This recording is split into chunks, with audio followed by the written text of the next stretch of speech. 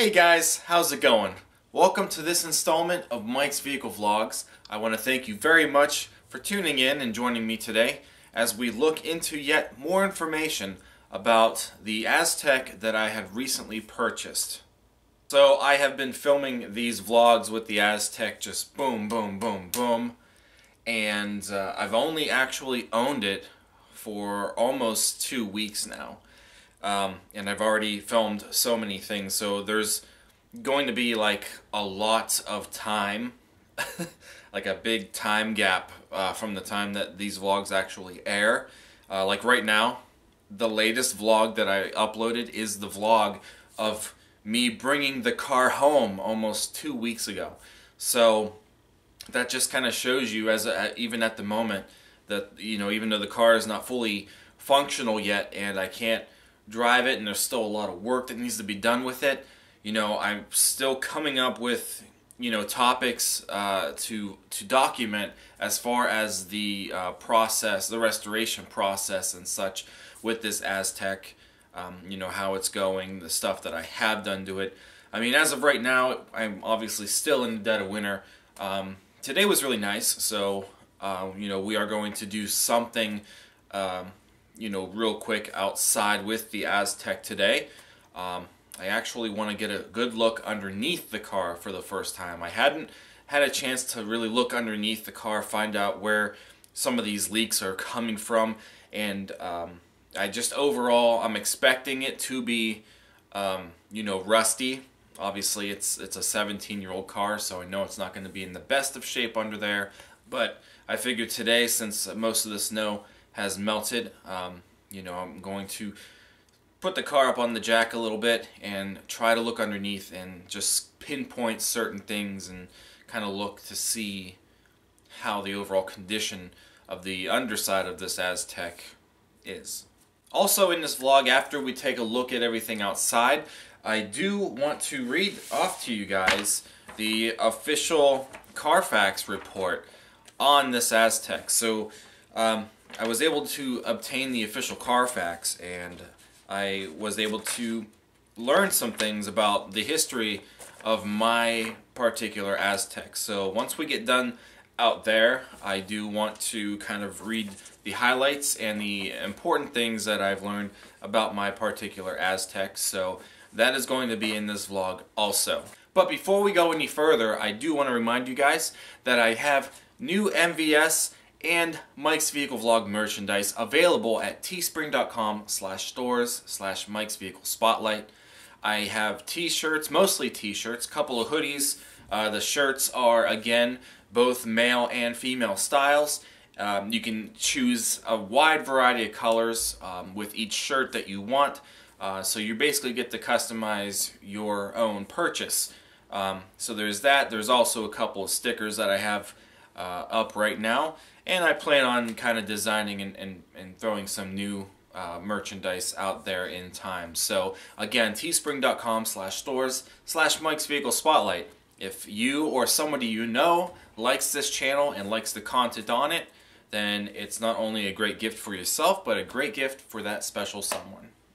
And also, completely off topic from any of this Aztek talk and merchandise talk and stuff, I do want to kind of go back to last year, probably around this time, when I made a vlog about a particular vehicle from my childhood.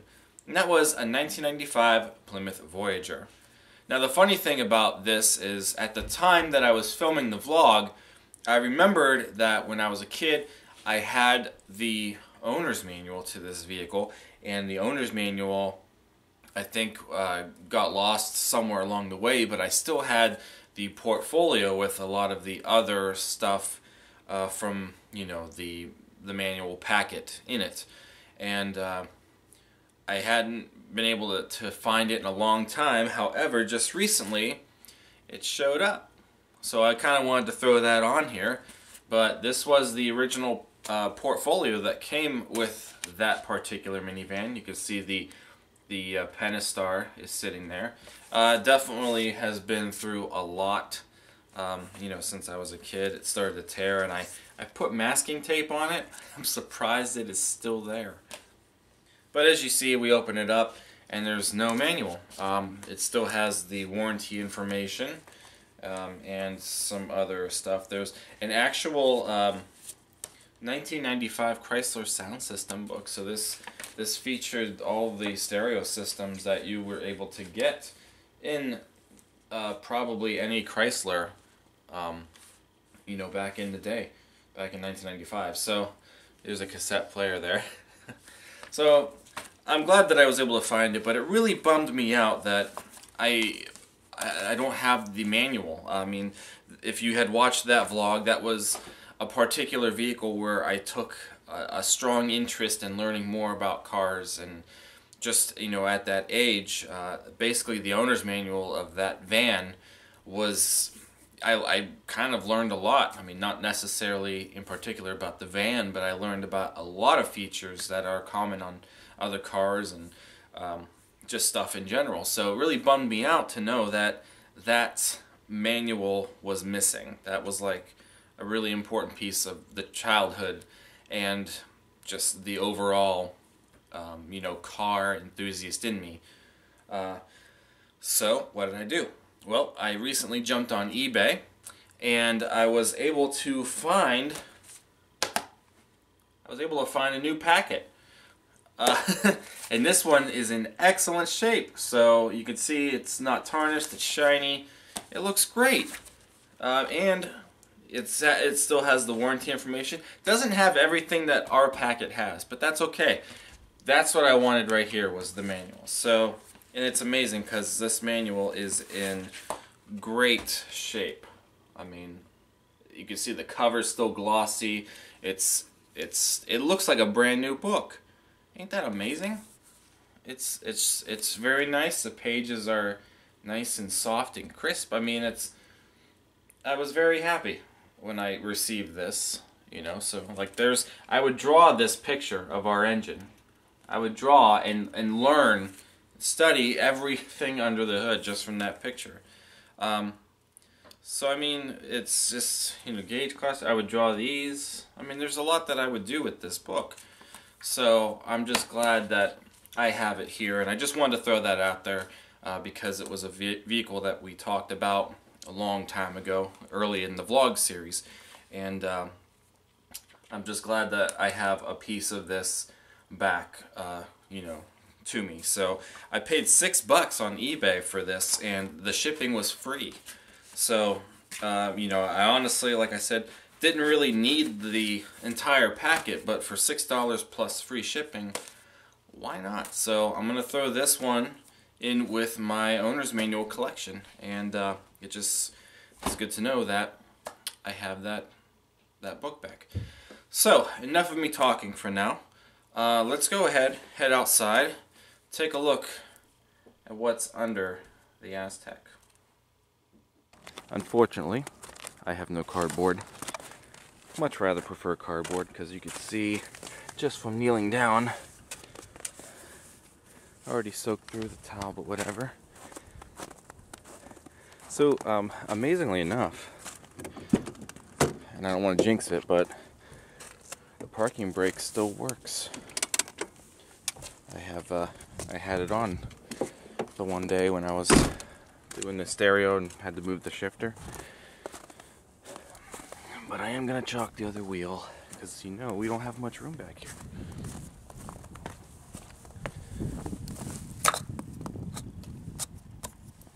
That's all I've got right now. So, that being said, this is in position. Get off the ground.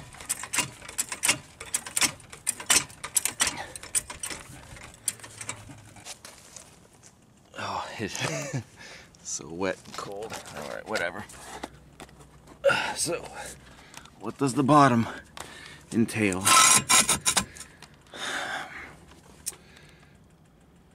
Well, I see stuff running down there, but that's probably from the melting snow. Let's see.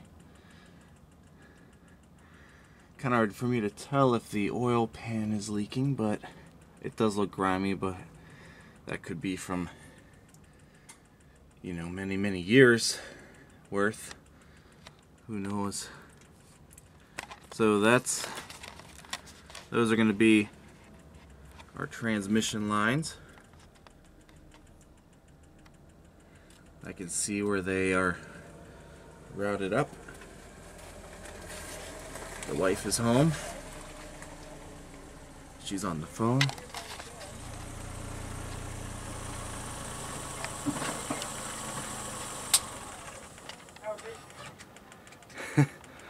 You can hear the Bluetooth in the car. But anyway, so those are the lines that we're going to have to change for the transmission. I'm not sure at this time which one is which, but the one that is leaking, I bet it's that one.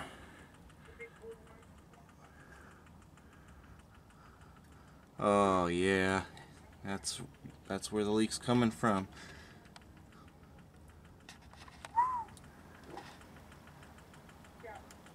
Wow. I wish I had more light, but I mean you could see where the fluid was leaking from that cover. But so that's the line. Oh, bumped my camera on it. That's the line that we're gonna have to change for sure, but I'm probably gonna end up doing both. So that line, and then the support is kind of in the way, so I can't really tell from this angle anyway where that line takes off to. The other thing that I really want to see, that I'm probably not going to get from this angle anyway, I might have to move, but I really want to see what the deal is with the power steering fluid, because I have no flexibility at all when it comes to steering when the car is sitting still. So yeah, hopefully it's not the rack itself. That'll be very disappointing. Other than that, it's really hard to tell if any of the other grease and stuff from, you know, here is from you know, past leaks maybe. The transmission, you know, the pan right there, it does look kind of wet around the edges, but it looks like it's like an old kind of wet, so maybe it leaked at one time, or I don't know, it's really hard to tell. There's my starter, the oil filter. So that's really all I could see from this angle. Alright. Well, let us know, I mean, because we can... Okay, so there's a puddle there, and I bet that's our brake fluid. Let's see. We have grass. I see some grass. Not 100% sure what this is, but let's see, wires, what would that be? I don't know. There is a lot of rust under here, as you can tell. You know, obviously I'm not 100% thrilled on that one. From what I can see, the exhaust doesn't look too bad, so that's good. There's those connectors. I do want to check that at some point. This is the sensor, or not the sensor, but like the wiring harness for the fuel tank that sends the information for like the fuel gauge up to the cluster. So that's in that little thing, and then there's also your ABS and traction control wiring for the back wheels, and that could be why our you know, our ABS and track lights are on, but I will not know fully until we fix the brake system. And I bet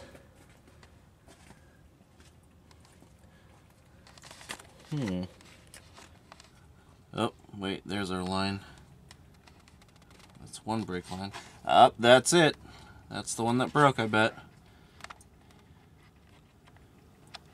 I bet that's the one right there. It doesn't look too healthy. So my guess is that's it. What's this? An empty tube just hanging there. I wonder what that was. There's nothing connected to that. Well, if I can get a couple of years out of this car, that'd be great. Then maybe at some point I can trade up for another one or something. Get another newer Aztek like I wanted to. So just out of curiosity, let's open the door. Yep. So that's our brake fluid. So at least now that we were able to pinpoint that anyway, I just wonder if the probably gonna have to do all of the lines if they all look like that. Let's move down just a little bit. Oh, yeah, the rust, I'm not happy with the rust, but hey, as long as nothing falls out from under here. You know, gas tank don't look too bad, but it's plastic, I think. As long as we don't have things falling off from underneath, suspension parts and such.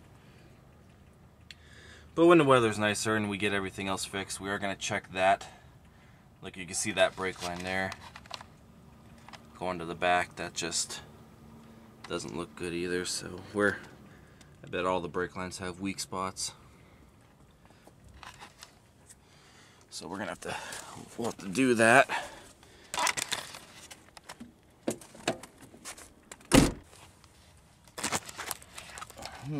So let's see. I have no idea if this is the original suspension or not. I mean, you know, pretty rusty looking, so it's a really good possibility. Spare tire is still intact. Probably never going to be able to get that thing off. What else we got over there?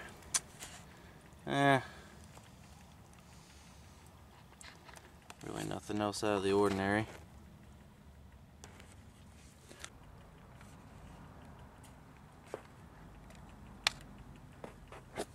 There's the other brake line. Yeah, rusty there.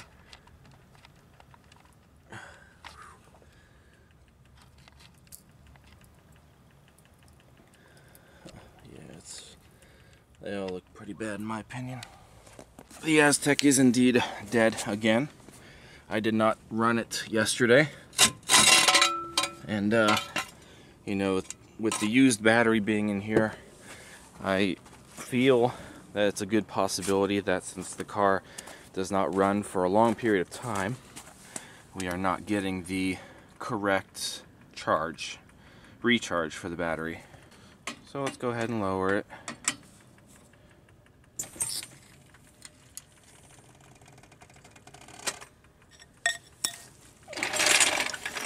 So what I might do is I do have some power steering fluid in the basement, again from the Grand Prix, and I may just jump it and we'll start it up again for just a little bit and see, first of all, if the fluid's going anywhere, and second, I want to see if the steering's going to turn at all with there being just a little bit of fluid in there. Pretty sure the reservoir is completely empty at this point.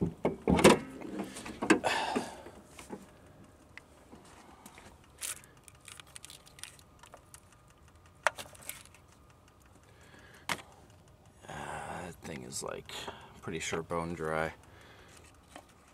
So I'm gonna go see if I can get that power steering fluid, and we'll do our typical jump start routine that we've been doing in just about every Aztek video so far. So I have this stuff, and it's, you know, some generic brand. It does say don't use for Honda or Acura, so I'm assuming it's okay for everything else. I mean, I've had it in the Grand Prix when I had my power steering leak, and that turned out to be the rack was bad. So I'm just going to pour some in here.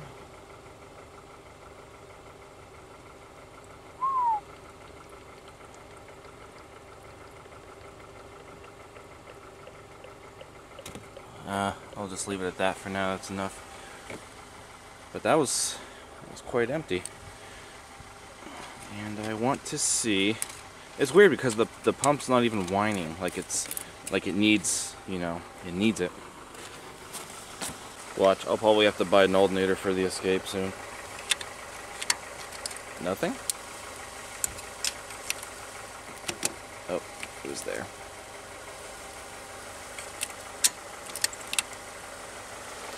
Alright, let's hope that's got good contact. Oh, can't start the Aztek without the key, which happens to be on this key ring. That's better. Alright, so let's go this way.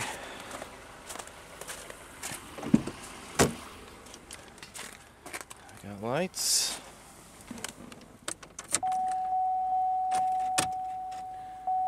I turned off the automatic, or because the parking brake's on, so there's going to be no lights down there. I know, no brake fluid.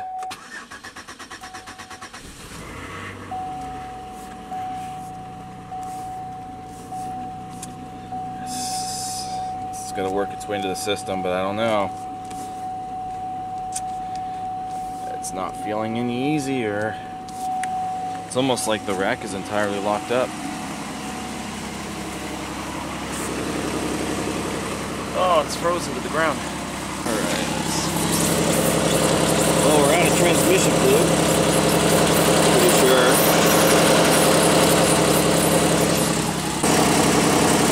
I am seeing something drip over there. It's kind of hard for me to tell what it is from this angle. It is a consistent drip.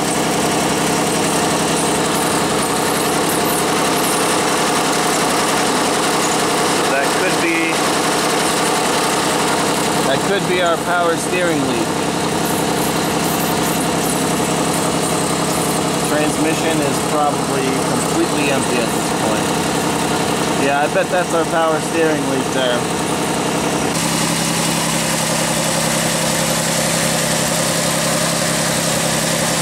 So the pump is turning.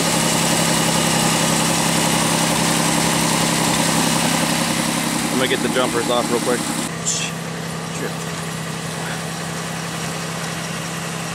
Oh, there it is. So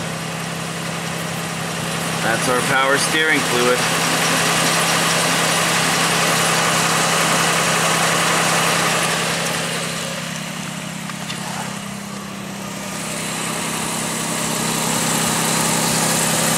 And I wonder where that's coming from. But we'll save that for another day.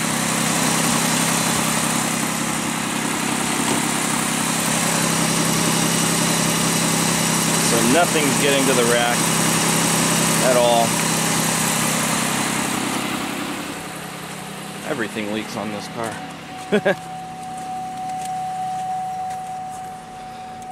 Nothing. It's literally all it does. All right. And we still have power, so our negative is still hooked up quite nicely. At least now we can confirm that we know where the transmission fluid leak is. We know what line, what the line looks like. We found our brake fluid leak. We found out it's very rusty underneath this car. And we know for sure now that we have a power steering fluid leak. Which I think, as I've mentioned before in these videos so far, I was pretty much counting on that. I was counting on there to be a leak. It's itching me every time. It's like really bothering me every time that I start this car up. All I want to do is just tear it apart now and fix it, because I'm just really anxious to get this thing running well. That's really all I want to do. Didn't get hot yet, so that's good. I try not to leave it running for too long, but judging from the looks of all that and this, we obviously don't want it to run for a long time. And these wires are messed up. You can tell that these wires are not their correct sizes.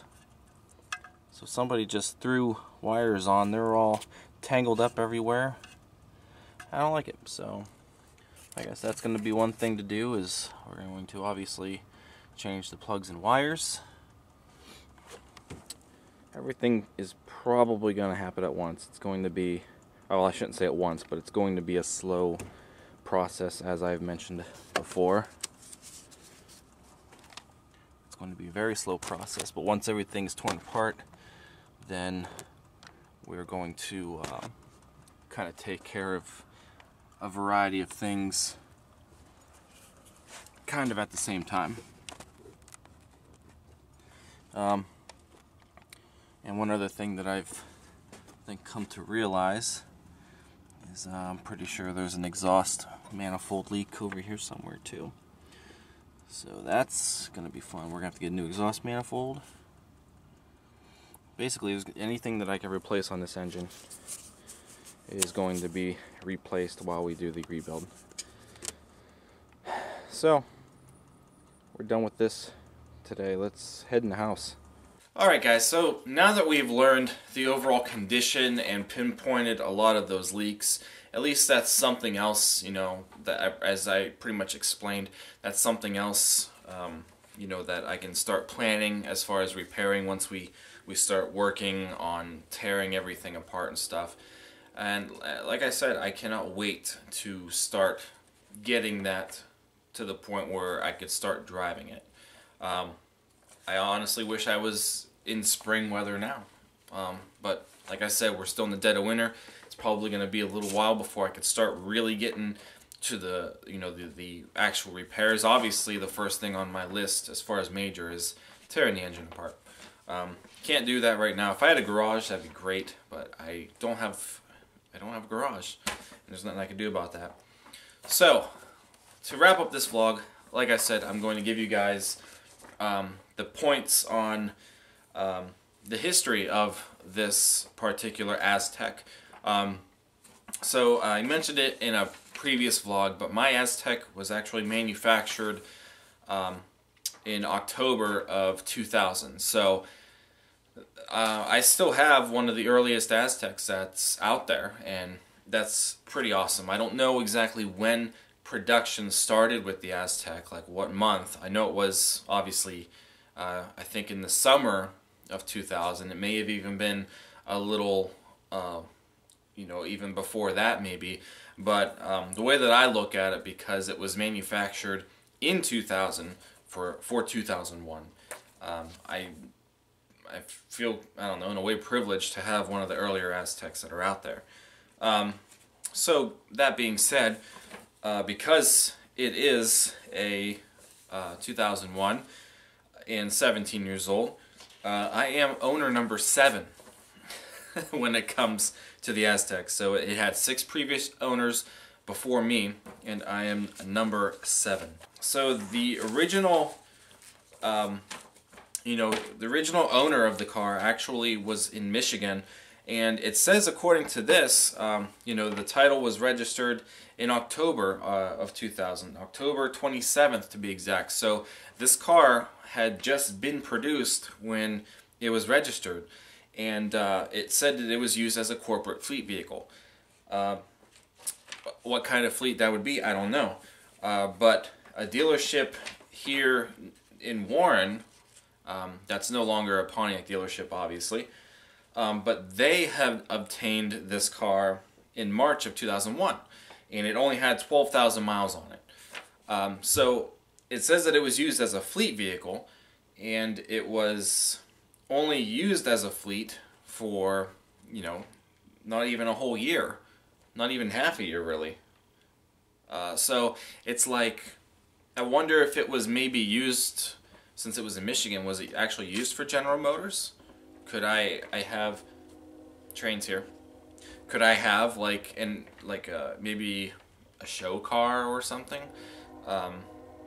Who knows? I could have a promotional Aztek. I mean, I probably will never know, but just because it said Michigan and corporate fleet, you know, I just kind of thought that was cool. So when it went to the dealership in Warren, it looks like it had quite a bit of stuff done to it. It had an inspection, you know, exterior lights replaced, fluids checked, oil and filter changed. The vehicle was detailed, suspension and steering lubricated, you know, that kind of stuff. And then the second owner took delivery of it in 2001, April of 2001, and it was a lease vehicle. So there again, for it to be a lease when it had 12,000 miles on it, I thought that was kind of interesting. So it kind of made me wonder if it was maybe actually used by GM as early on as the Aztek was just, you know, out. Now during their ownership, again, just basic service was done. There were a couple of things here that kind of you know, are good to know. At 19,000 miles, it looks like the air conditioner compressor was replaced, and the air suspension compressor was also replaced. So my Aztek again has like the air level, I forget exactly what the term is, but the back suspension components are air driven to kind of, you know, distribute proper weight and height and stuff like that. But it looks like that compressor was replaced, so thought that was interesting. And then with this ownership in 2002, August of 2002, at 32,000 miles, it looks like the actual the PCM was replaced. So that's the powertrain control module, and it looks like that was replaced for some reason. So the computer basically in the car had been replaced once before. Again in 2002, September, at 33,000 miles, the right front window switch was replaced, and the sunroof was also checked. So who knows what that had to entail. Other than that, it looks like owner number 3 came in March, March of 2004 at 46,000 miles. And the only real service record on here for this owner is in August of 2007. There's no mileage listed for this, but it looks like the front wheel hubs were replaced, both of them. So, you know, at that point, at least I know at some point the wheel bearings and hubs were replaced. And then, looks like they had it up until 2010. So I think at this point they were the longest owner. But it looks like the last documented mileage there was 113,000 miles, almost 114,000. So when owner number 4 took it in August of 2010, looks like there's not a whole lot of service stuff at this point, so not a whole lot for me to really use from here. But it looks like at this point the car was being, you know, kind of bounced around at the auctions and such. So the owners in between here really did not have it all that long. It really wasn't until owner number 6, which was obviously the couple that I bought the Aztek from. They bought the car, looks like, around 160,000 miles. And that's really all that I have. So at least there's some knowledge as to what the car has been through at some points in its life. But since it's so old, you're not really going to probably find that, you know, those precise service records like you would obviously when the cars are newer and they kind of tell you everything. The cars don't always go to dealerships at this point. I mean, look, I'm not taking it to dealerships to do any repairs on it. So if it gets to the point at sometime down the road, if it's good enough for me to sell and somebody wants to buy it, they're not really going to know what the history my history with the car is, unless I tell them or give them the receipts and documents and such. So that's what we're really missing out of here, but it gives me some knowledge as to what the car has had done to it at some point, and, you know, it's interesting. So that's the history of my particular 2001 Pontiac Aztek. So if you guys enjoyed this video and you found anything interesting, give it a thumbs up. Don't forget to comment and subscribe to the channel. Again, check out teespring.com/stores/Mike's Vehicle Spotlight for all of your MVS and vlog merchandise. And that being said, I'm going to just end it here, guys. So thank you so much for watching. I'll see you guys next time. Take care.